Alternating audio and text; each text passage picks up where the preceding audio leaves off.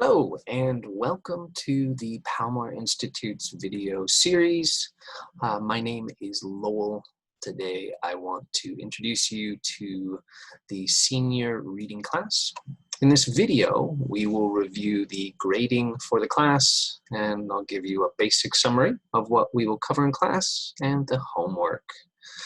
To begin with, we'll take a look at the textbook. The textbook for the next two terms will be the Password 4 3rd edition. And for the grading, for the course with Palmore reading classes, attendance is worth 10% of your grade. The homework, which includes textbook and vocabulary tasks, etc., that will be worth 20% of your grade. Classwork, participation and performance will be worth 20% of your grade. And the final exam will be worth 50% of your grade. In Chapter 1, we will practice guessing meaning from context, understanding topics and main ideas, understanding text features, reading for gist, and reading for details. And in Chapter 2, we will practice scanning and understanding the writer's purpose. In Chapter 3, we will practice understanding topics of paragraphs, recognizing what a writer does and doesn't say, summarizing and making a mental map of a text, and recognizing details. In Chapter 4, we will practice using graphic organizers and marking up a text. In Chapter 5, we'll practice taking notes, stating major points, and using details to support major points. And in Chapter 6, we will practice quoting and paraphrasing, understanding reference words, and summarizing.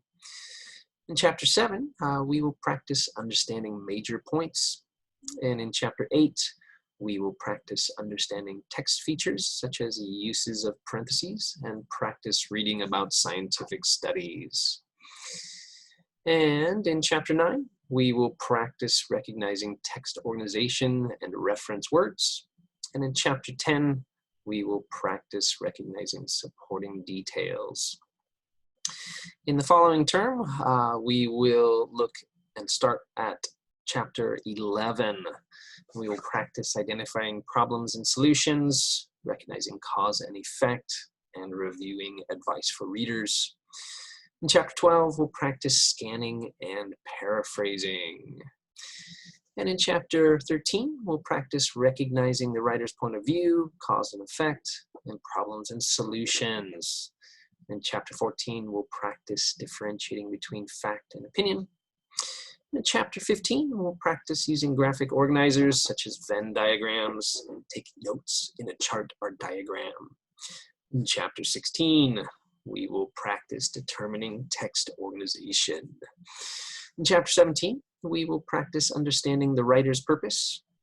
And in Chapter 18, we'll practice understanding text features such as subheadings and making and checking predictions about a text. In Chapter 19, we'll practice reading for details and understanding the writer's purpose. And finally, for Chapter 20, we'll practice understanding text organization, such as chronological order and understanding the main points. All right, moving on. For the homework, please finish any tasks that were left unfinished in class for the particular chapter you study that week.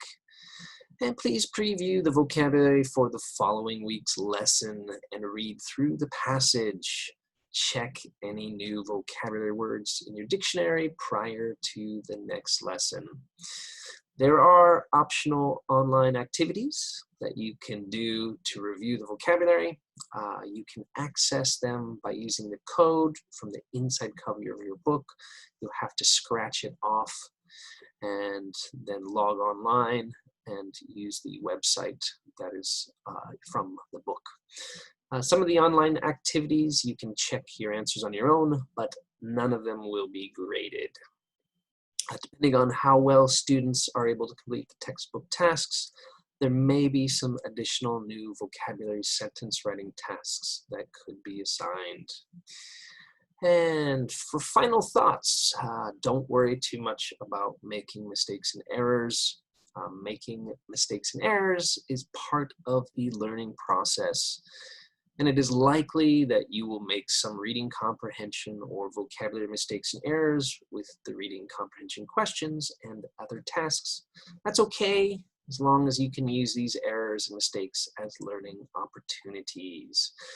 Make sure that you reread the passages after each lesson and review any new vocabulary, especially phrasal verbs or idiomatic expressions, as they may be on the final exam.